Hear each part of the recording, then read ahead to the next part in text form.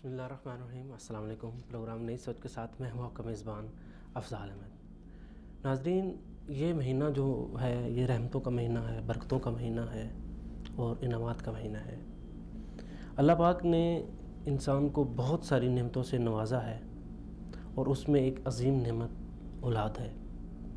لیکن اولاد کے ساتھ ساتھ جو اس کی ایک اہم ضرورت جو ہے وہ ہے اس کی تربیت. تو آج کا ہمارا جو عنوان ہے وہ بھی ہے کہ رمضان المبارک اور اولاد کی تربیت. اسی حوالے سے ہمارے ساتھ آج کال پہ ہمارے معزز مہمان ہوں گے جناب محترم غلام نبی مدنی صاحب. آپ رائٹر بھی ہیں اور مذہبی اسکالر بھی ہیں. ہمارے جو دوسرے مہمان ہیں وہ مولانا عبدالرؤف محمدی صاحب ہیں، آپ مذہبی اسکالر ہیں. اور ہمارے جو تیسرے مہمان اسٹوڈیو مہمان ہیں وہ کسی تعارف کے محتاج نہیں. آپ بہت اچھے کالم نگار بھی ہیں، مذہبی اسکالر بھی ہیں، تجزیہ نگار بھی ہیں، فردوس جمال صاحب. سب سے پہلے فردوس جمال صاحب میں آپ کو خوش آمدید کہتا ہوں. ناظرین، آپ بھی ہمارے اس پروگرام میں شرکت کر سکتے ہیں. ہمارا براہ راست نمبر جو ہے وہ آپ کو ٹیلی ویژن اسکرین پر شو کیا جائے گا. تو فردوس جمال صاحب، جیسا کہ یہ مہینہ جو ہے وہ رحمتوں اور برکتوں کا مہینہ ہے اور اس میں ایک عظیم جو نعمت انسان کو دی گئی ہے وہ اولاد کی نعمت ہے، اور جس کے پاس اولاد نہیں اس کو اس غم کا احساس صرف وہی جان سکتا ہے. تو اب ضروری ہے کہ چونکہ اولاد جو ہے اس کو اپنا مستقبل جو ہے وہ آپ کہتے ہیں کسی بھی معاشرے کا مستقبل ہوتا ہے، روشن ستارے ہوتے ہیں. تو آپ کیا سمجھتے ہیں کہ جو والدین ہیں ان کو اولاد کی تربیت میں کیا کردار ادا کرنا چاہیے؟ بسم اللہ والصلاۃ والسلام علی رسول اللہ. اما بعد، جیسے کہ آپ نے تمہید میں کہا، شروع میں کہا، اولاد جو ہے وہ اللہ سبحانہ وتعالیٰ کی بہت بڑی نعمت ہوتی ہے، اور اولاد کو قرآن مجید نے دنیا کی زیب و زینت سے تعبیر کیا کہ دنیا کی زیب و زینت ہے، رونق ہے دنیا کی. اور اولاد جو ہوتی ہے وہ اپنے والدین کے آنکھوں کی ٹھنڈک ہوتی ہے، ان کے جگر کا ٹکڑا ہوتی ہے. عربی ایک شاعر ہے ابو تمام، ان کا ایک شعر بڑا خوبصورت ہے، مجھے یاد آ گیا. وہ کہتے ہیں وہ انما اولادنا بیننا اکبادنا تمشی علی الارض، کہ ہماری جو اولاد ہوتی ہے وہ ہمارا جگر ہوتا ہے جو زمین پہ چل رہی ہوتی ہے. تو یہ ہمارے جگر کے ٹکڑے ہوتے ہیں اور یہ ہمارے گھر کے آنگن کی رونق ہوتے ہیں، ہماری جو اولاد ہوتی ہے. اور اس نعمت سے وہی لوگ اس کی قدر کر سکتے ہیں اور احساس ہوگا جن کے پاس اولاد نہیں ہے اور وہ دعائیں کر رہے ہیں، اللہ سے مانگ رہے ہیں، گڑ گڑا کے مانگ رہے ہیں. بہت سارے میرے جاننے والے، آپ کے جاننے والے ایسے ہوں گے جو جن کے پاس اولاد نہیں ہے، وہ کس کرب اور کس اذیت سے گزر رہے ہیں. تو اولاد اللہ تعالیٰ کی بہت بڑی نعمت بھی ہے، اور اولاد جن کے پاس ہے ان کے پاس اللہ سبحانہ و تعالیٰ کی بہت بڑی امانت بھی ہے. اولاد جو ہے اللہ سبحانہ و تعالیٰ کی ان کے پاس امانت ہے. گھر کا چھوٹا سا یونٹ ہوتا ہے، اس یونٹ میں جو اولاد ہوتی ہے وہ والدین کی رعایا ہوتی ہے. نبی صلی اللہ علیہ وسلم کی حدیث ہے، بہت پیاری حدیث ہے، کلکم راعٍ وکلکم مسئول عن رعیتہ والرجل راع فی اہل بیتہ ومسئول عن رعیتہ، کہ تم میں سے ہر آدمی جو ہے نا وہ ذمہ دار ہے، وہ اس کی رعایا ہے، اس کی رعایا کے بارے میں اس سے پوچھا جائے گا. اور آدمی اپنے گھر کے افراد کے بارے میں، اپنی اولاد کا وہ مسئول ہے، وہ ذمہ دار ہے. کل قیامت کے دن اللہ سبحانہ و تعالیٰ اس کی رعایا کے بارے میں، اس کے اولاد کے بارے میں، اللہ سبحانہ و تعالیٰ اس امانت کے بارے میں اس سے پوچھے گا. دیکھیں نبی صلی اللہ علیہ وسلم کی حدیث ہے، بہت پیاری، ابو ہریرہ رضی اللہ تعالیٰ عنہ سے حدیث کراوی، بخاری شریف میں حدیث ہے، کل مولود یولد علی الفطرہ فابواہ یہودانہ وینصرانہ ویمجسانہ، کہ ہر بچے جو ہے وہ فطرت سلیمہ پہ پیدا ہوتا ہے، پاکیزگی اور طہارت پہ پیدا ہوتا ہے، اس کا ذہن خالی ہوتا ہے، شفاف ہوتا ہے. لیکن اس کے والدین پھر اس کو بگاڑتے ہیں، یا یہودی بناتے ہیں، یا نصرانی بناتے ہیں، یا مجوسی بناتے ہیں. بچے جو ہوتے ہیں وہ پیدائش ان کی کیا ہوتی ہے، وہ فطرت سلیمہ کے اوپر ہوتی ہے، وہ اچھی فطرت کے اوپر ہوتی ہے، پاکیزگی کے اوپر ہوتی ہے. لیکن اس کی والدین، اس کا معاشرہ، اس کا سماج، اس کی سوسائٹی، اس کے ارد گرد کے جو لوگ ہیں، اس کی صحبت اس کو کیا کرتی ہے، برباد کرتی ہے. دیکھیں تربیت کتنی ذمہ داری ہے، تربیت کی، والدین کی کتنی ذمہ داری، اسلام نے اس پہ کتنا زور دیا. آپ کو میں پیاری سی حدیث بیان کرتا ہوں. حضرت عبداللہ بن عباس رضی اللہ تعالیٰ عنہما چھوٹے سے نبی صلی اللہ علیہ وسلم کے پیچھے سواری میں تھے. وہ بیان کرتے ہیں کہ نبی صلی اللہ علیہ وسلم نے مجھ سے فرمایا، یا غلام انی اعلمک کلمات، میں کچھ باتیں تمہیں سکھانا چاہتا ہوں. کہ بیٹے میں کچھ باتیں تمہیں سکھانا چاہتا ہوں، احفظ اللہ یحفظک، تم اللہ کے حقوق کی پاسداری کرو، اللہ تمہاری پاسداری کرے گا. تم اللہ کے حقوق کی پاسداری کرو، اللہ کو اپنے سامنے پاؤ گے. پھر اللہ کے رسول صلی اللہ علیہ وسلم ان کو سکھاتے ہیں، یہ باتیں سکھاتے ہیں کہ جب بھی مانگنا ہو کچھ، جب بھی سوال کرنا ہو اللہ سے سوال کرے، جب بھی استعانت طلب کرنا ہو، مدد طلب کرنا ہو، اللہ سے مدد طلب کرے. پھر آگے فرماتے ہیں اے بیٹے اگر ساری دنیا مل کے تمہیں نقصان پہنچانا چاہے اور تمہاری تقدیر میں وہ نقصان نہیں لکھا ہو تو وہ نقصان نہیں پہنچا سکتے. اگر ساری دنیا مل کے تمہیں فائدہ پہنچانا چاہے، تمہاری تقدیر میں وہ فائدہ نہیں لکھا ہے تو وہ فائدہ نہیں پہنچا سکتی. دیکھیں اس سے ایک تربیت کس طرح نبی صلی اللہ علیہ وسلم ایک بچے کے عقیدے کی تربیت کرتے ہیں، اس کے نظریات اور اس کے کانسیپٹ اور اس کے تصورات کی بچپن میں ہی اللہ کے رسول صلی اللہ علیہ وسلم اس کی تربیت کرتے ہیں. اب نبی صلی اللہ علیہ وسلم نے یہ تربیت کر کے ہمیں یہ سکھایا، یہ ہمیں بتایا کہ ہم نے اپنے اولاد کی کیسے تربیت کرنی ہے. اگر اولاد کی آپ تربیت نہیں کرتے ہیں، قرآن کیا فرماتا ہے؟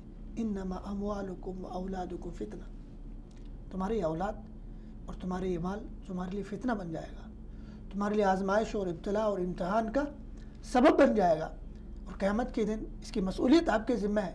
اولاد بگڑتی ہے والدین سے، اللہ سبحانہ و تعالیٰ کل قیامت کے دن پوچھیں گے. اللہ سبحانہ و تعالیٰ فرماتے ہیں یا ایھا الذین آمنوا قوا انفسکم واہلیکم نارا، اپنے آپ کو اپنی اولاد کو اس جہنم کی آگ سے بچائیں.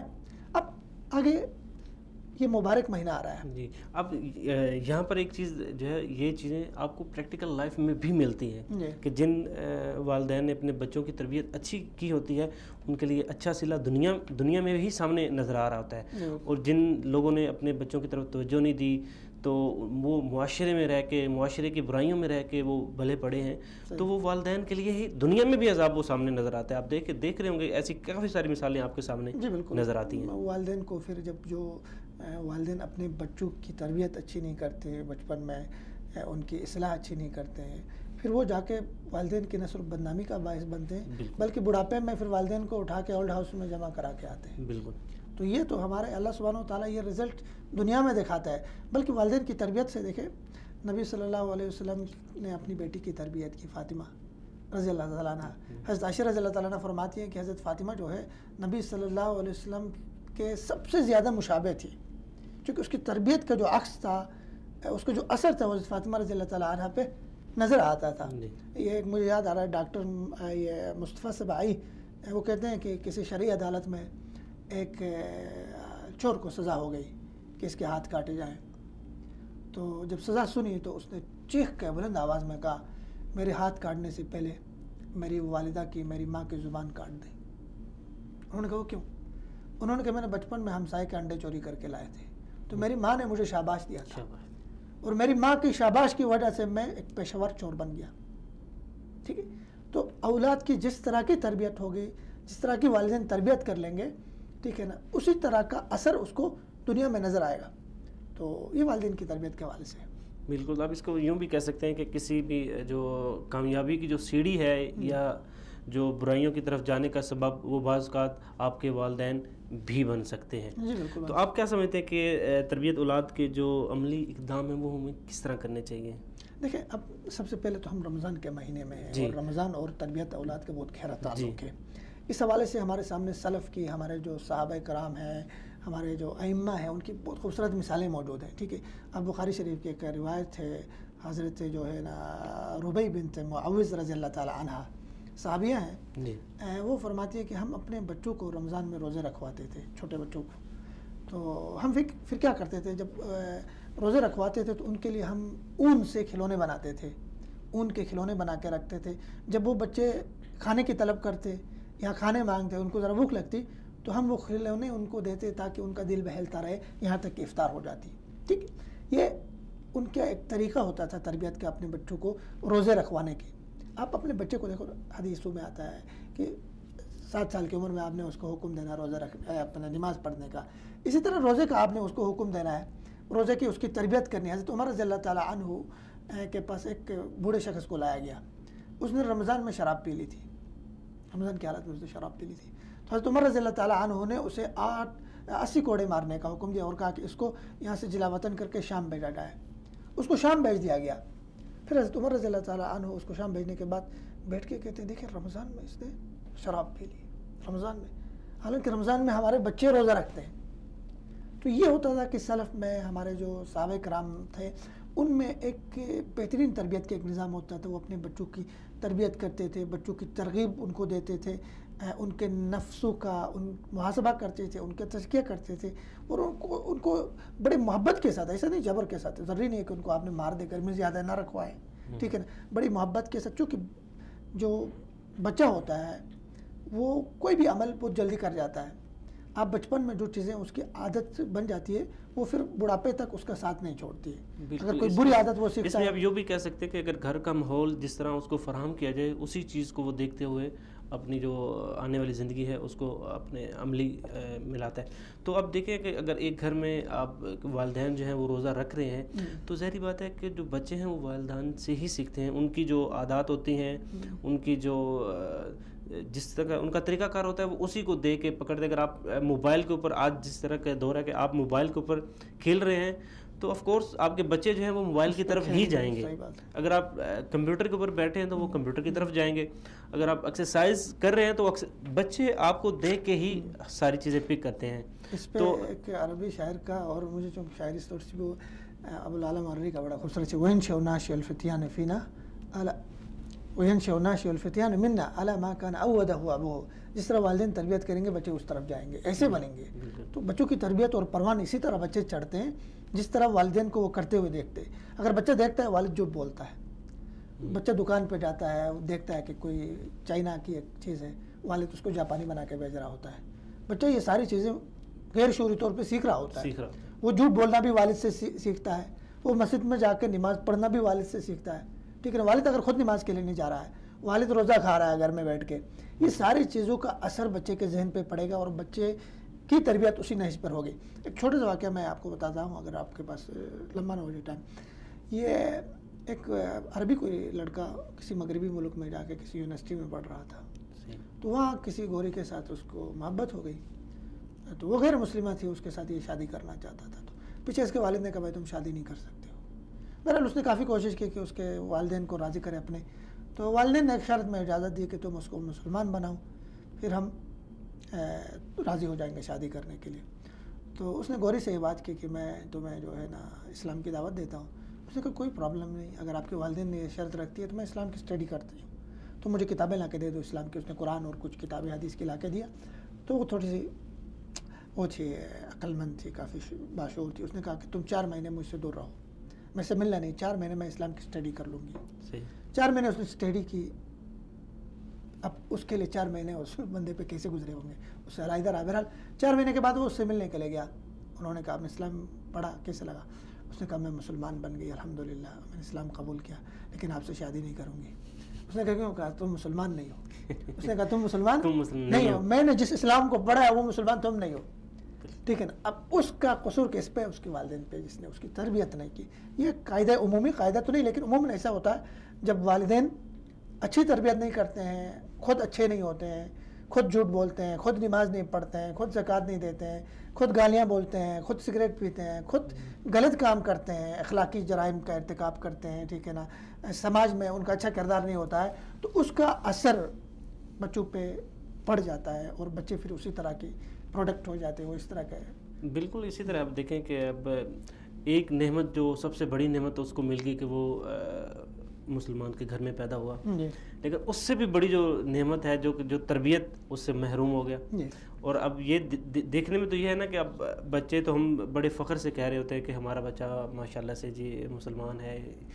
اصل میں دیکھیں 2 چیزیں ہوتی ہیں، ایک چیز تو یہ ہوتی ہے کہ آپ کی جو تربیت ہوتی ہے وہ بظاہر نظر آ رہی ہوتی ہے، اور کچھ آپ کی جو چیزیں ہوتی ہیں جو آپ نے سکھائی ہوتی ہے وہ بظاہر نظر نہیں آ رہی، لیکن وہ کسی حد تک وہ کام کر رہے ہوتے ہیں۔ اب دیکھیں بظاہر نظر آ رہی ہیں، آپ عبادت کر رہے ہیں، قرآن پاک کی تلاوت کر رہے ہیں گھر میں بیٹھے، تو آپ کے بچے بھی آپ کے پاس بیٹھیں گے، اب ان کے دل میں شوق پیدا ہو جائے گا کہ ابو اگر پڑھ رہے ہیں تو ہم بھی پڑھیں گے، اور وہ بھی آپ کے ساتھ انٹریکٹ ہوں گے۔ اگر آپ نماز پڑھ رہے ہوں گے، آپ کے سامنے ڈھیروں مثالیں ہوں گی، آپ مسجد میں جائیں نماز پڑھ رہے ہوں گے، کافی سارے لوگ جو ہیں انہوں نے اپنے بچوں کو ساتھ لایا ہوگا، تو بچے کیا وہ دیکھ رہے ہوتے ہیں، وہ آپ رکوع میں جا رہے ہیں، سجود کر رہے ہیں، دعا کر رہے ہیں، بچے آپ کو دیکھ کے وہ ساتھ ساتھ کر رہے ہیں، اور بعض اوقات گھر میں بھی وہ عادت دہراتے ہیں وہ چیز ان کو ذہن نشین ہوتی ہے، اور پھر جب بھی آپ جائیں گے نماز کے لیے بچے آپ کے ساتھ ضد کریں گے کہ میں بھی جاؤں گا۔ اب یہی مثال آپ دوسری طرف لے دیں، اگر آپ موبائل فون کا استعمال کر رہے ہیں تو آپ کے سامنے ایسی کافی ساری مثالیں ہوں گی کہ اب ایک بچے کے ہاتھ میں آپ موبائل دیں گے وہ خوش ہو جاتا ہے، جو ہی اس سے واپس لیں وہ رونا شروع کر دیتا ہے، کوئی اور چیز دیں اس کے اوپر وہ ایگری نہیں ہوتا، کیونکہ اس کے ذہن میں ایک چیز بیٹھ جاتی ہے کہ یہ چیز اچھی ہے، یہ مطلب اس کا جو ٹائم ہے وہ اس کو پاس کر رہی ہے۔ اب آپ کیا سمجھتے ہیں کہ اس طرح کی جو کافی ساری جو چیزیں ہیں جو ہم ظاہری طور پہ تو کر رہے ہوتے ہیں، لیکن مطلب ہم کہتے ہیں کہ ہم مسلمان ہیں، ٹھیک ہے، ہم روزے رکھ رہے ہیں، اب صبح سو جاتے ہیں اور شام کے وقت اٹھتے ہیں اور کہتے ہیں جی ہم نے روزہ رکھ لیا جی، اور دوسروں کے اوپر احسان جتلا رہتے ہیں، جی میں نے روزہ رکھے آپ مجھے بلائے نہیں، میں نے روزہ رکھے آپ مجھے جو ہے وہ تنگ نہیں کرے، آپ مجھ سے بات نہیں کرے، آپ مجھ سے یہ نہیں، اب میں کام کچھ نہیں کر سکتا۔ تو کیا اس طرح کے جو اثرات ہیں وہ ہماری اولاد پہ نہیں پڑیں گے؟ بالکل۔ اس میں ایک اور چیز آپ نے درمیان میں ذکر کیا، وہ میں اس پہ ضروری سمجھتا ہوں کمنٹ کرنا، وہ یہ کہ دیکھیں ہمارے معاشروں میں، ہمارے بر صغیر پاک میں بچوں کو مسجدوں میں آنا برا سمجھا جاتا ہے، ڈانٹتے ہیں، بزرگ جو ہوتے ہیں ڈانٹتے ہیں، یہ بہت غلط بات ہے۔ آپ دیکھیں، آپ مسجد نبی میں گئے ہوں گے، خانہ کعبے میں دیکھیں بچے وہاں پہ کیا کر رہے ہیں، صفوں میں کھیل رہے ہوتے ہیں، صفوں کے درمیان بچے چل رہے ہوتے ہیں، وہاں ان کے لیے کوئی روکنے والا نہیں ہے۔ پھر نبی صلی اللہ علیہ وسلم کی مثال لے لیں، حضرت حسن رضی اللہ تعالیٰ عنہ، حضرت حسین رضی اللہ تعالیٰ عنہ نبی صلی اللہ علیہ وسلم کے کندھے پہ ہوتے تھے، نبی صلی اللہ علیہ وسلم سجدے میں جاتے تھے، پھر اس کو اٹھا کے نیچے رکھتے تھے۔ تو ہمارے ہاں جو بچوں کو مسجدوں میں آنے سے روکا جاتا ہے، ان کو ڈانٹا جاتا ہے کہ بچے مسجد میں شور کرتے، نہیں، بچوں کو آنے دے دیں مسجد میں۔ وہ بچے مسجد میں آنے سے کیا ہوگا، ان کا مسجد ایک تعلق بن جائے گا، ایک ان کی عادت بڑھ جائے گی، شوق بن جائے گا ان کو، وہ آپ سے سیکھیں گے۔ دیکھیں آپ کبھی مطلب آپ کے ساتھ کوئی بچہ کھڑا ہوتا ہے تو وہ آگے یا ساتھ والے کو دیکھ کے سب کچھ کر رہا ہوتا ہے نماز میں، ٹھیک ہے نا، تو وہ ایک غیر شعوری طور پہ ان چیزوں کی طرف آگے بڑھ رہا ہوتا ہے۔ تو اس کی مطلب حوصلہ شکنی ہونی چاہیے اس فکر کے کہ بچوں کو مسجد میں نہیں آنا دینا چاہیے، بچوں کو مسجد میں آنا دینا چاہیے، اپنے بچوں کو لے کے مسجد میں جائیں، ٹھیک ہے۔ اس بات کو ہم ابھی جاری رکھتے ہیں، ابھی ہمیں غلام نبی مدنی صاحب نے جوائن کیا ہے، ابھی ہم ان سے بات کرتے ہیں۔ السلام علیکم۔ جی غلام نبی مدنی صاحب، آپ کا بہت بہت شکریہ کہ آپ نے اپنا قیمتی وقت نکالا اور ہمارے پروگرام میں شرکت کی۔ آج کا ہمارا جو موضوع چل رہا ہے وہ رمضان المبارک اور اولاد کی تربیت۔ تو آپ کیا سمجھتے ہیں کہ بچوں کی دینی اور اسلامی تربیت کا جو ایک طریقہ کار ہے وہ کیا ہونا چاہیے؟ بچوں کے اسلامی تربیت کا جو طریقہ کار ہے، بالکل ہماری جو مشرقی جو روایات ہے، مشرقی جو ہمارا معاشرہ ہے، اس میں تو پہلے تو الحمدللہ خاص خیال رکھا جاتا ہے بچوں کی تربیت کے حوالے سے۔ والدین جو ہے گھر کا ماحول ایسا فراہم کرتے تھے جس میں بچے ازخود جو ہے نا وہ تربیت حاصل کرتے رہتے تھے، لیکن بدقسمتی سے جیسے جدید چیزیں آئی ہیں، موبائل اور اس طرح کی بہت ساری چیزیں جو آئی ہیں، اس میں البتہ اب ہم یہ کہہ سکتے ہیں کہ کسی حد تک جو ہے کوتاہی ہو رہی ہے ہمارے معاشرے کے اندر بچوں کی تربیت کے حوالے سے۔ تو اسلامی معاشرے کے اندر ہمارا اسلامی معاشرہ ہے، ہماری ثقافت اور ہماری روایت بالکل اسلامی ہے، ہماری تہذیب بھی اسلامی ہے، تو ہمیں واقعی بچوں کی تربیت کا خاص خیال رکھنا چاہیے۔ جہاں تک یہ بات ہے کہ بچوں کی تربیت کیسی کی جائے، تو اس کے لیے سب سے جو پہلا جو کام ہے جس سے بچے سبق حاصل کرتے ہیں وہ والدین ہیں۔ سب سے پہلے تو والدین کی تربیت ہونی چاہیے، اگر ان کی تربیت اچھی ہوگی تو ظاہری بات ہے بچے بھی اس وقت جو ہے ان سے تربیت حاصل کریں گے۔ تو والدین کو اپنی تربیت کا خاص خیال رکھنا ہوگا۔ تربیت کا خاص خیال کیا ہے، گھر کا ماحول ایسا بنانا ہوگا کہ بچے اس سے ایک اچھا تاثر لیں، اچھی باتیں سیکھیں۔ مثال کے طور پر میاں بیوی کا اور گھر کے ماحول میں بات چیت کا جو تعلق ہے وہ اچھا ہونا چاہیے، اس میں دونوں کے اخلاق کا اس میں خاص طور پر دھیان رکھا جائے۔ دونوں میاں بیوی آپس میں جب بات چیت کریں تو ادب و آداب اور ایک دوسرے کا جو اخلاق ہے، جو بہترین اخلاق ہے، ایک دوسرے کے ساتھ اس انداز سے پیش آئیں کہ بچے اس سے اچھا تاثر لیں۔ اور دوسری بات یہ ہے کہ گھر کے اندر نماز کا ماحول قائم کیا جائے اور اسی کے ساتھ قرآن پاک والدین خود قرآن پاک پڑھیں، اور جیسے والدین اگر خود ہیں تو ان کے جو بڑے بزرگ ہیں ان کا احترام کریں، جو رشتے دار آتے ہیں ان کے ساتھ اچھے اخلاق سے پیش آئیں۔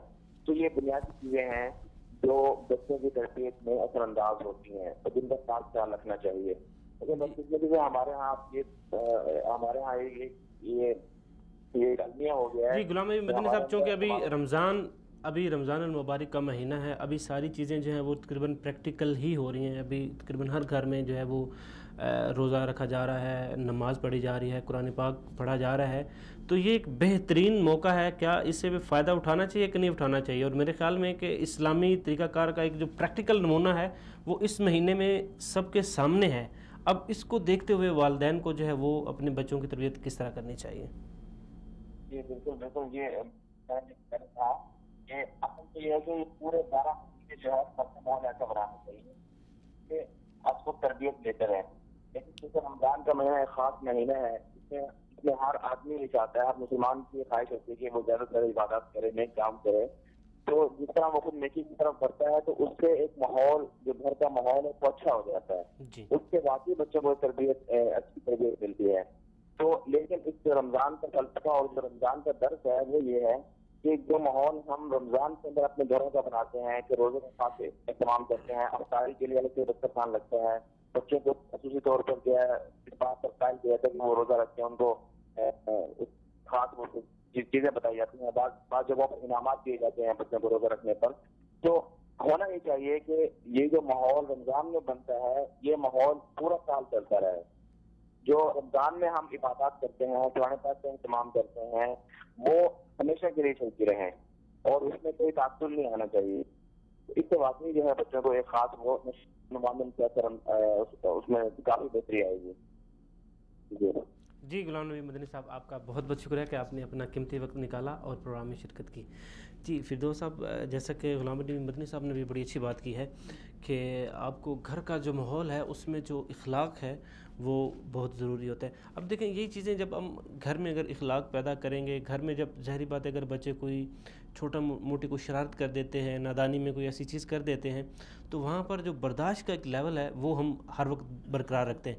لیکن جب مسجد میں ہم داخل ہوتے ہیں، جیسا کہ آپ بتا رہے تھے کہ ہمارے کچھ بزرگ جو ہیں وہ بچوں کے اوپر غصہ کرتے ہیں، ان کو مطلب ڈانٹتے بھی ہیں، تو آپ کیا سمجھتے ہیں کہ اس طرح کا یہ جو رویہ ہے، اب ظاہری بات ہے بچے ہیں، نادان ہیں، ان کو ان چھوٹی چھوٹی چیزوں کا نہیں پتہ. آپ کیا سمجھتے ہیں کہ بجائے اس کے کہ آپ ان کو غصہ کریں، میرے خیال میں اگر تھوڑی سی تربیت کر دیں تو وہ زیادہ مناسب رہے گا؟ دیکھیں بچوں کی تربیت کے حوالے سے دو چیزیں ہمیں ذہن میں رکھنی چاہیے. ایک ان کی فکری تربیت ہے، عقلی تربیت، بالکل ٹھیک ہے نا، جو شعوری طور پہ ہوتی ہے. اور دوسری ان کی جسمانی تربیت ہے. جسمانی تربیت کا تو ہمارے ملکوں میں خیال ہی نہیں رکھا جاتا ہے بچوں کے، ٹھیک ہے نا، کہ وہ اس کا جسم کیسے گروتھ کر رہا ہے، جیسے پروان چڑھ رہا ہے، اس پہ کچھ نہیں ہو رہا ہے. دوسری جو اپنے عقلی اور فکری شعوری تربیت ہے اس میں بہت زیادہ منفی پہلو ہیں، بہت زیادہ سلبیات ہیں جن کا ہمارے معاشرے میں، ہمارے سماج میں خیال نہیں رکھا جاتا ہے. فار ایگزامپل بچوں کو ڈانٹنا، بچوں کو زیادہ ڈانٹنا، جس سے وہ جو ہے نا ان کے ذہن میں خوف اور ایک عجیب کیفیت ہوتی ہے کہ ان کی صلاحیتیں اس میں نہیں نکھرتی ہیں. اچھا، اس کے علاوہ ہمارے ہاں یہ ہوتا ہے کہ جو بچے ہوتے ہیں، چھوٹے بچے، گھر میں والدین ان کے سامنے لڑتے ہیں، جھگڑتے ہیں، ٹھیک ہے. اب والدین کا بچوں کے سامنے، میاں بیوی کا لڑنا جھگڑنا، اس سے بچے کے ذہن پہ بہت غیر اور منفی اثرات مرتب ہوتے ہیں. پھر ہمارے ہاں یہ ہوتا ہے کہ بچوں کو ڈرانے کے لیے گھر والے جانوروں کے نام سے ڈراتے ہیں، جھوٹ بول کے، جانوروں کے نام سے جھوٹ بول کے، لوگوں کے نام سے ڈراتے ہیں. اس سے بچہ بزدل بن جاتا ہے. پھر بسا اوقات بچے کو چوٹ لگتی ہے، بچے کھیل رہے ہوتے ہیں، والدین کا یا خصوصاً ماں کا اونچی آواز میں رونا بلکنا، اس سے بھی بچہ نفسیاتی طور پہ کمزور ہو جاتا ہے، بہت کمزور ہو جاتا ہے. تو اس طرح بہت سارے پہلو ہیں، بہت سارے منفی پہلو. پھر بچوں کو ایک ان کی لیول اگر عمر کے اوپر ہوتی ہے، بڑے ہوتے ہیں، تو آپ اس کو 2 سال کا 3 سال کا بچہ سمجھ کے وہ معاملہ نہ کریں، ان کو ڈانٹے نہ. ان کی عمر کا حساب رکھتے ہوئے، عمر کا جو ہے نا ان کے معیار کا وہ رکھتے ہوئے، خیال رکھتے ہوئے، عمر کے جس حصے میں پہنچے اسی حساب سے ان کو ٹریٹ کر لیں، ٹھیک ہے. بس اوقات والدین بچے بڑے ہونے کے بعد، وہ بچے جو 30 سال کے ہوتے، والدین ان کو اٹھ کے تھپڑ مار رہے ہوتے، ان کو ڈانٹ رہے ہوتے بہت زیادہ. تو اس سے بھی مطلب شدت پسندانہ رویہ ایک ایسا بن جاتا ہے کہ بچے اس سے بھی جو ہے نا وہ ان کی فکری نشو نما نہیں ہوتی ہے. پھر بچے تھوڑے سے بڑے ہوتے ہیں تو آپ یہ کریں، ان کو کچھ ذمہ داریاں دے دیں، ان کو کچھ چیزیں سپرد کر دیں کہ وہ ان کو بجا لائے. مثلا ان کو بازار بھیجے سودا سلف لانے کے لیے، ان کو گھر کی کچھ ذمہ داریاں دے دیں، ٹھیک ہے. تو اس سے یہ ہوگا کہ بچے میں خود اعتمادی آ جائے گی. بچہ اگر والد کے اوپر ڈیپینڈ رہا، والدین کے اوپر ہر چیز میں وہ رہا، تو بچہ خود آگے نہیں بڑھ سکے گا، اس میں خود اعتمادی نہیں آئے گی، وہ اپنے آپ کو کچھ نہیں سمجھنے لگے گا.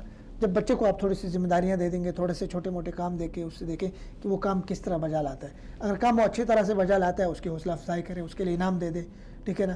اس کو اس کی عمر کے ساتھ اس کو احساس دلائیں کہ آپ ابھی بڑے ہو رہے ہیں، آپ کے اوپر معاشرے کی کافی ساری ذمہ داریاں آپ کے اوپر وہ ہیں، ٹھیک ہے.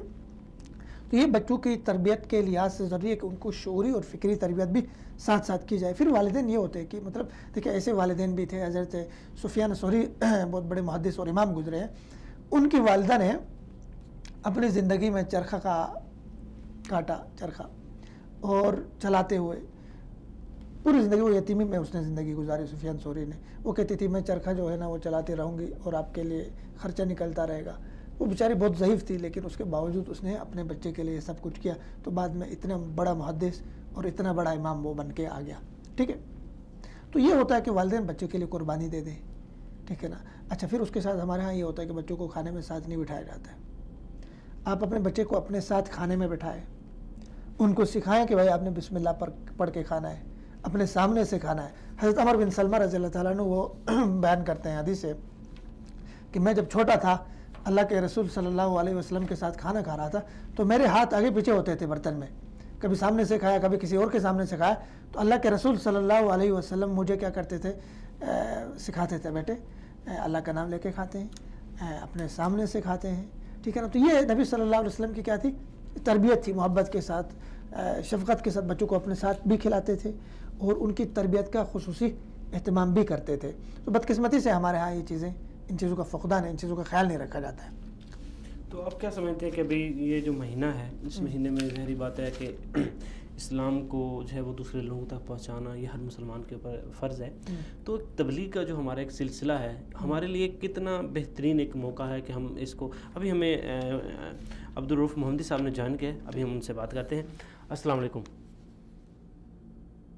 وعلیکم السلام ورحمۃ اللہ وبرکاتہ. جی عبدالرؤف محمدی صاحب، آپ کا بہت بہت شکریہ کہ آپ نے اپنا قیمتی وقت نکالا اور ہمارے پروگرام میں شرکت کی. آج کا ہمارا جو موضوع چل رہا ہے وہ چل رہا ہے رمضان المبارک میں اولاد کی تربیت کیسے کی جائے. تو آپ کیا سمجھتے ہیں کہ اولاد کی تربیت میں بعض اوقات بہت ساری ایسی کوتاہیاں جو ہیں وہ والدین سے ہو جاتی ہیں جو کہ بچے کی زندگی پر اور اس کے جو مستقبل ہے اس کے اوپر جو ہے وہ کافی سارے اپنے اثرات اور کافی ساری اپنی ایسی نشانیاں چھوڑ جاتی ہیں، جس کی وجہ سے بچہ جو ہے اس کا جو کانفیڈنس ہے وہ کمزور ہو جاتا ہے اور بچے کی جو گروتھ ہوتی ہے وہ کم ہو جاتی ہے اور کافی ساری جو نفسیاتی جو بیماریاں ہیں اس میں مبتلا ہو جاتا ہے.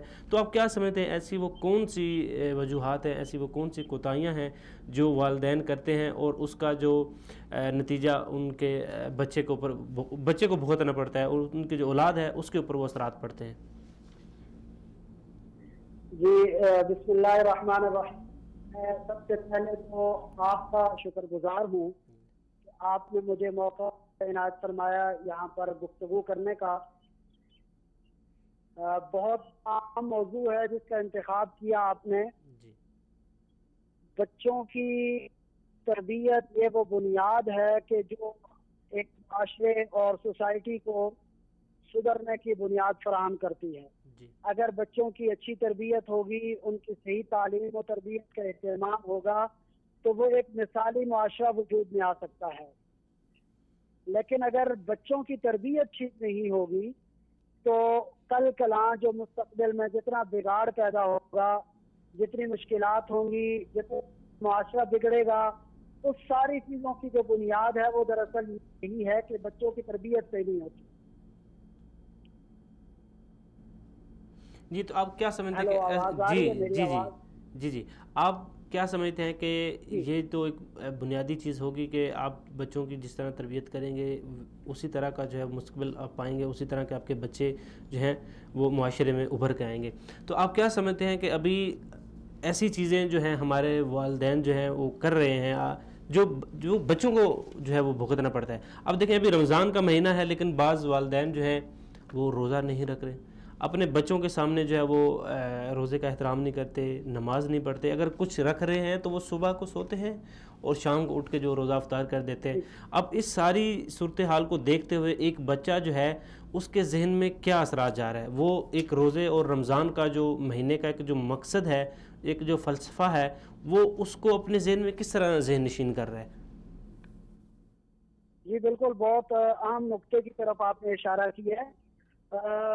یہ اس چیز کا بچوں کی تربیت پہ اچھا خاصا اثر پڑتا ہے کہ وہ جب دیکھتے ہیں کہ ان کے والدین ہیں وہ روزہ رکھ رہے ہیں، نماز پڑھ رہے ہیں، تراویح پڑھ رہے ہیں، اور افطاری کے اندر ایک خاص اہتمام ہوتا ہے، سحری میں اہتمام ہوتا ہے، تو ان گھرانوں کے جو بچے ہیں وہ رمضان میں ان کے اندر شوق پیدا ہوتا ہے، ایک خاص کیفیت ان پر طاری ہوتی ہے، اور وہ سحری میں اپنے والدین سے اصرار کرتے ہیں کہ ہمیں سحری کے وقت اٹھایا جائے، روزہ رکھنے کی کوشش کرتے ہیں، نماز پڑھنے کی کوشش کرتے ہیں.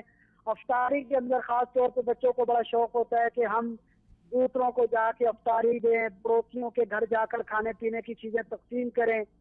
تو یہ ایک ایسا انوائرمنٹ ہے جو بچوں کے ذہن پہ براہ راست اثر کرتا ہے.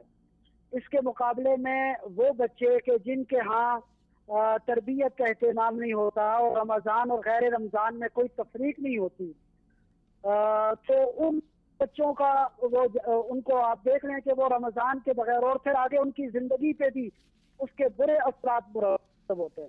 تو رمضان کا مہینہ یہ ہمارے لیے ایک بڑا گولڈن چانس ہے، اس میں ہم اپنے بچوں کی تربیت اس انداز سے کریں کہ ان کو محسوس ہو کہ ہماری زندگی میں ایک رمضان کا مہینہ ہے اور یہ انوکھا مہینہ ہے اور یہ رحمت کا مہینہ ہے اور اس میں اللہ کی رحمت جوش میں ہوتی ہے. تو پہلے تو ہمارے ہاں بچوں میں جو شوق اور جذب کی کیفیت ہوتی تھی، تو اب وہ کیفیت نظر نہیں آ رہی بہت سارے گھرانوں میں. جی مولانا محمدی صاحب، آپ کا بہت بہت شکریہ کہ آپ نے اپنا قیمتی وقت نکالا اور ہمارے پروگرام میں شرکت کی، چونکہ ہمارے پروگرام کا وقت جو ہے وہ بھی اختتام کی طرف جا رہا ہے. تو بات ہو رہی تھی کہ ابھی اسلام کو لوگوں تک پھیلانے کا ابھی ہمارے پاس ایک بڑا بہترین اور گولڈن موقع ہے. اب دیکھیں، آپ کی زندگی میں ایک سال پہلے کافی سارے لوگ ایسے تھے جو آپ کے ساتھ رمضان میں تھے، جنہوں نے روزے رکھے، عبادت کی، لیکن اس سال آپ کے ساتھ نہیں ہے. یہ آپ کی زندگی میں ایک اللہ کا بہت بڑی ایک نعمت، بہت بڑا ایک تحفہ ہوتا ہے کہ آپ کی زندگی میں رمضان آتا ہے، اور ہر مسلمان کے اوپر فرض ہے کہ جو اسلام کا جو ایک اچھا پہلو ہے، ایک جو مثبت پہلو ہے، وہ اپنے دوسرے لوگوں تک پہنچانا. اب بعض اوقات ہمارے ذہنوں میں یہ چیز آ رہی ہوتی ہے کہ جی ابھی یہ تو مسلمان ہے، تو آپ اس کو تبلیغ کیوں کر رہے ہیں؟ آپ جائیں یورپ میں اور فلاں جگہ پہ جائیں، وہاں پر تبلیغ کریں. تو آپ کیا سمجھتے ہیں کہ ایک مسلمان جو بھائی ہے، اب اس نے روزہ رکھا ہے، اس کو اس کے طریقہ کار کا، اس کے قواعد اور ضوابط کا نہیں پتہ، نماز پڑھ رہا ہے، نماز کا طریقہ کار نہیں آتا، جنازہ پڑھ رہا ہے، جنازہ کا طریقہ کار نہیں آتا، اس کو جو بیسک اسلام کی جو چیزیں ہیں وہ نہیں آتی. آپ کیا سمجھتے ہیں کہ پہلے اس کو وہ بتانا ضروری ہے، یا آپ جو ہے آپ اس سے باہر جا کے تبلیغ کریں کہ جو باہر کے لوگوں کو، جو آپ غیر مسلم کو تبلیغ کریں؟ آپ کیا سمجھتے ہیں کہ سب سے جو پہلا سٹیپ ہمیں اس وقت رمضان میں جو بھی لینا چاہیے، وہ ہمارے آس پاس میں جو ہمارے بھائی ہیں جو مسجد نہیں جاتے، جو نماز نہیں پڑھتے، ان کے اوپر تبلیغ کی جائے، یا آپ دور دراز علاقوں میں جا کر تبلیغ کرنا چاہیے؟ ایک جو ہمارا کنسیپٹ بنا ہوا ہے کہ جی ہم تو مسلمان ہیں، آپ جا کے غیر مسلموں کو تبلیغ کریں، تو اس بارے میں آپ کیا خیال ہے؟ میں ذاتی طور پہ یہ سمجھتا ہوں ان دونوں میں تضاد نہیں ہے. ٹھیک ہے، دونوں چیزیں ضروری ہے. آپ اپنے لیے جو کر رہے ہیں وہ تو قرآن نے کہا فَاعْلَمْ أَنَّهُ لَا إِلَٰهَ إِلَّا، ابتدا اپنے سے کرنی ہے، جی اپنی اصلاح کرنی ہے، اپنوں کی اصلاح کرنی ہے، پھر اس کے ساتھ ساتھ تبلیغ بھی کرنا ہے. یہ دونوں چیزیں ایسا نہیں کہ ایک کو آپ چھوڑے دوسرے کو کرے، دوسرے کو چھوڑے ایک کو کر لے. ٹھیک ہے، ان دونوں میں کوئی تضاد نہیں. آپ نے اپنی اصلاح بھی کرنی ہے، اپنی سوسائٹی کی، اپنے معاشرے کی، اپنے سماج کی، اور اس کے ساتھ ساتھ آپ نے تبلیغ کا کام بھی کرنا ہے. اگر اس کو ہم رمضان سے جوڑ کے دیکھنا چاہیں تو بھی آپ خوبصورتی سے دیکھ سکتے ہیں. دیکھیں، اسلام افراد کے ذریعے پھیلا ہے. جی، ہمارے خطے میں اسلام آیا تو عرب تاجروں کے ذریعے آیا، وہ یہاں پہ آئے اپنے کردار کے ذریعے، اپنے اخلاق کے ذریعے، اپنے معاملات کے ذریعے عملی نمونہ انہوں نے پیش کیا. آپ اپنے جو بچوں کو تربیت کر رہے ہیں، بچے جو آپ کے مسلمان بن رہے ہیں، وہ اسلام کا فیوچر ہے، وہ امت ہے، کل کی امت ہے. وہ ان کے ذریعے سے آپ کا کیا ہوگا؟ اسلام آگے پھیلتا جائے گا. وہ ابو الاسود الدولی نے ایک بڑی خوبصورت بات کی. وہ اپنے بچوں کو ہمیشہ کہا کرتے تھے، میرے بیٹو، میں نے تم پر احسان کیا ہے تمہارے بچپن، تمہارے لڑکپن اور تمہاری جوانی اور تمہارے پیدا ہونے سے پہلے بھی. بچوں نے کہا ابو کیسے آپ نے ہم پہ احسان کیا ہمارے پیدا ہونے سے پہلے؟ تو انہوں نے کہا میں نے تمہاری جو ماؤں کا انتخاب کیا وہ دیندار، شریف اور نیک عورتیں تھیں. ٹھیک ہے، تو اتنی حد تک اگر آپ خیال رکھتے ہیں تو آپ یہ سمجھتے ہیں کہ آپ اسلام کی خدمت کر رہے ہیں، اسلام کو پھیلا رہے ہیں، اسلام کی نشر و نما کر رہے ہیں، اسلام کی نشر و نما کر رہے ہیں، اس کو آگے بڑھا رہے ہیں. تو اسلام کے فروغ کے لیے ضروری ہے کہ آپ اپنے کردار کے ذریعے، اپنی تبلیغ کے ذریعے، اپنی گفتار کے ذریعے اسلام کی آپ دعوت دے دیں. افراد تیار کریں، اپنے بچوں کو تیار کریں، بچوں کی اس سطح تک لے جائیں جو معوض اور معاذ بن جائیں، اسلام کے تاریخ کے وہ شاہین بچے بن جائیں، محمد بن قاسم بن جائیں جو 17 سال کی عمر میں دیبل میں لشکر کی قیادت کرتے ہوئے آتے ہیں۔ اسلام کی تاریخ تو ان سے بھری پڑی ہے، صلاح الدین کو اٹھا کر دیکھ لیں، ٹھیک ہے رحمۃ اللہ علیہ۔ تو یہ اسلام کے جتنے ہیروز ہیں، اسلام کے جتنی بڑی شخصیات ہیں، ان کی ماؤں نے، ٹھیک ہے نا، انہوں نے اپنی ماؤں کی گود میں غیرت کا دودھ پیا تھا۔ ان کی ماؤں نے جو ان کی تربیت کی تھی وہ کس پہ تھی؟ اسلام پہ تھی، اخلاق پہ تھی، کردار پہ تھی۔ ضروری ہے کہ اس مبارک مہینے میں ہم اس بات کا خصوصی اہتمام کریں کہ ہم اپنی تربیت کے ذریعے اسلام کو فروغ دے دیں، اپنے روزے اور عمل کے ذریعے اسلام کو فروغ دے دیں۔ بہت سارے یورپین کنٹریز میں ہمارے جو مسلمان رہتے ہیں رمضان میں خصوصی اہتمام کرتے ہیں ماشاءاللہ سے، ان کے افطار پارٹیوں میں، کینیڈا کا مجھے پتا ہے وہاں پہ جو ہے نا وہ جسٹن ٹورو وہاں پہ آتا ہے، ان کے وزیر اعظم ہے، ان کی افطار پارٹی میں۔ تو ایسے بہت سارے ایونٹس ہوتے ہیں، آپ کے عید ہوتی ہیں وہاں۔ یہ معذرت کے ساتھ آپ کی بات یہاں کاٹنا چاہتا ہوں، دیکھیں آپ نے بات کی کہ افطار کے وقت مختلف لوگوں کو دعوت دیتے ہیں، میرے خیال میں یہ ایک بہترین موقع ہے کہ آپ افطار کے وقت جو آپ سے ناراض ہیں، جو آپ کو اچھا نہیں سمجھتے، کہ آپ ان کو بھی دعوت دے کے یہ جو دوریاں ہیں یہ دور کر سکتے ہیں، اسلام کی دعوت دے سکتے ہیں لوگوں کو، اسلام کا جو اچھا پہلو ہے، اچھا اسلام سارا یہ اچھا اور ایک مکمل ضابطہ حیات ہے۔ اب دیکھیں اسلام میں اتنی اچھی اچھی چیزیں ہیں، ٹھیک ہے، افطاری میں آپ لا کر اب وہی چیزیں آپ ان کو ایسا ایسا ایک گولڈن موقع آپ کے پاس ہے۔ نارمل دنوں میں بھی آپ کو دعوت دینی چاہیے، لیکن یہ ایک مخصوص ہے۔ اب دیکھیں آپ یورپ ممالک میں مختلف جگہوں پہ، جیسا کہ آپ نے کینیڈا کا ذکر کیا، مختلف جگہوں پہ جو ہے وہ افطار کا باقاعدہ انتظام کیا ہوتا ہے۔ اب لوگ جب دیکھیں گے تو ان کے لیے کہ یہ نئی چیز ہے، وہ آپ کی طرف آئیں گے، آپ سے پوچھیں گے کہ آپ نے یہ کیا کیا ہوا ہے۔ یہ آپ کے پاس بہترین موقع ہوتا ہے کہ آپ اپنا پیغام دینے کا۔ سوشل میڈیا میں دیکھیں، سوشل میڈیا میں ایک جملہ بہت مشہور ہو گیا کہ مجھے دعوت افطاری سے پیار ہے، ٹھیک ہے۔ تو یہ ایک لوگوں کی ہمارے فطرت میں شامل ہے، ہمارے اس میں شامل ہے کہ لوگ ان چیزوں کو پسند کرتے ہیں۔ آپ کے جو ناراض رشتہ دار ہیں، آپ کے ہمسائے پڑوسی ناراض ہیں، کوئی یتیم ہے، مسکین ہے، آپ کے پڑوس میں رہتا ہے، یہ نیکیوں کا موسم بہار ہے، یہ محبتوں کا موسم بہار ہے، ٹھیک ہے نا، یہ فضیلتیں سمیٹنے کا موسم بہار ہے۔ اس میں آپ دل کی کشادگی کے ساتھ، دل کے انبساط اور فرحت کے ساتھ، ٹھیک ہے نا، آپ اپنی وہ کیفیت کو محسوس کریں۔ روزے کے جو بہار کی ایک کیفیت ہے، نیکیوں کا بہار کا موسم ہے، اس کیفیت کو آپ محسوس کرتے ہوئے آپ یہ سارے کام کر سکتے ہیں۔ بالکل۔ ابھی آپ نے دیکھا ہوگا کہ پاکستان میں کافی ساری جگہوں پہ جو ہے وہ کچھ این جی اوز اور کچھ سوسائٹیز جو ہیں وہ مل کے افطار پارٹی کا، پہلے بہت کم تھا لیکن اب یہ رجحان بڑھنا شروع ہو گیا ہے۔ اب ایک طریقے سے دیکھا جائے تو ہم بعض جو ہمارا میڈیا میں تو یہ چیز آتی ہے کہ پاکستان میں حالات خراب جا رہے ہیں، لیکن در حقیقت کافی ساری چیزیں ایسی ہیں جس کی وجہ سے پاکستان مثبت پہلو کی طرف جا رہا ہے۔ اب دیکھیں اب کافی ساری چیزیں ایسے ہیں کہ لوگوں میں شعور آنا شروع ہو گیا، لوگ اب اچھے اور برے میں تمیز کرنا ان کو پتہ چل چکا ہے کہ یہ چیز اچھی ہے، یہ بری ہے، اور برے کے خلاف جو ہے وہ لوگ اٹھ بھی رہے ہیں۔ بات ہے رمضان کی، رمضان میں دیکھیں اب کافی ساری جگہوں پہ جو افطار کا انتظام ہے، بس سٹینڈ کے قریب جائیں یا کہیں ایسی جگہ جہاں پر مناسب انتظام نہیں، تو مختلف جو لوگ ہیں وہاں پر انہوں نے افطار کا انتظام کیا ہوا ہے کہ مسافر آ رہے ہیں یا کوئی اور بندہ جو یہاں سے گزر رہا ہے تو اس کے لیے افطاری کا کچھ نہ کچھ انتظام کر رہے ہیں۔ آج سے کچھ سال پہلے دیکھیں تو اتنا انتظام نہیں تھی، لیکن اوپن دسترخوان لگ رہے ہیں، اب لوگوں میں یہ شعور آنا شروع ہو گیا ہے۔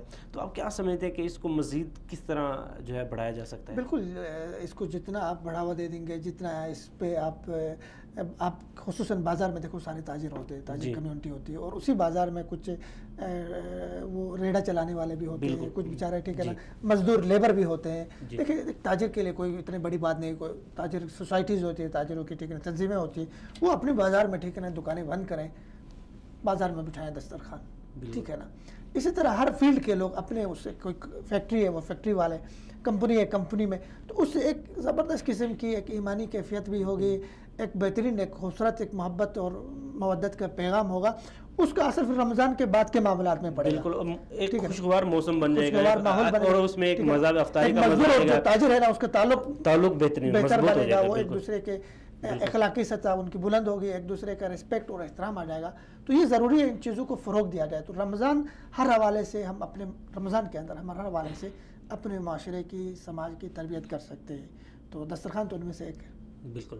تو ابھی آپ جو ہے والدین کے لیے کیا پیغام دینا چاہیں گے کہ وہ ان کو اپنے بچوں کو جو ہے وہ بہتر سے بہتر جو ہے وہ تربیت کیسے دی جا سکتی ہے؟ ٹھیک ہے، والدین کے حوالے سے جو میں محسوس کرتا ہوں والدین کو، میرا خصوصی تربیت یہ ہے کہ والدین اپنے بچوں کو خصوصاً بد دعائیں نہ دے دیں. والدین عموماً دیکھنے میں آتا ہے کہ والدین اپنے بچوں کو بد دعا دیتی ہیں، تو نبی صلی اللہ علیہ وسلم نے منع فرمایا ہے کہ والدین کی جو بد دعا ہے اپنے بچوں کے لیے وہ جلدی جو ہے لگ جاتی ہے. پھر والدین اس بات کا خصوصی اہتمام کریں کہ بچوں کو ان کی جو ہے نا جائز ناجائز ہر طرح کی خواہشات پوری نہ کریں. دیکھیں ان کی صحبت، دیکھیں کہ بچے کس طرح کی صحبت میں اٹھتے بیٹھتے ہیں. ٹھیک ہے. اچھا، اس کے علاوہ والدین بچوں کو بیجا ڈانٹ ڈپٹ نہ کریں، ان کی پٹائی نہ کریں کسی چھوٹی چھوٹی باتوں پہ.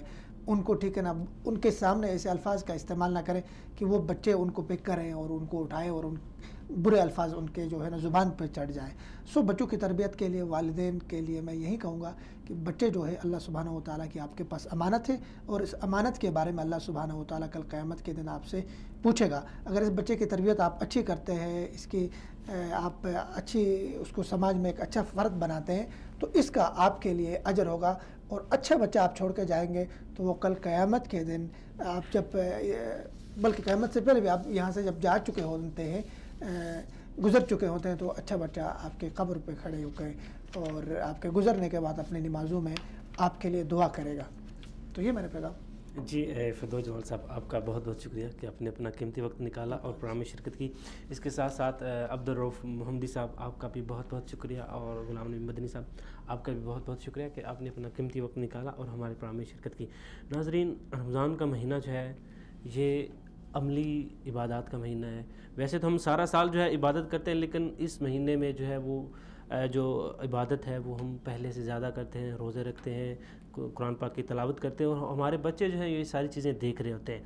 یہ ہمیں چاہیے کہ ہم صرف رمضان میں نہیں، باقی جو ہمارے پاس 11 مہینے ہوتے ہیں انہی مہینوں میں بھی ہمیں روزے بھی رکھنے چاہیے، قرآن پاک کی تلاوت بھی کرنی چاہیے، اور عبادت جو ہے وہ زیادہ سے زیادہ کرنی چاہیے.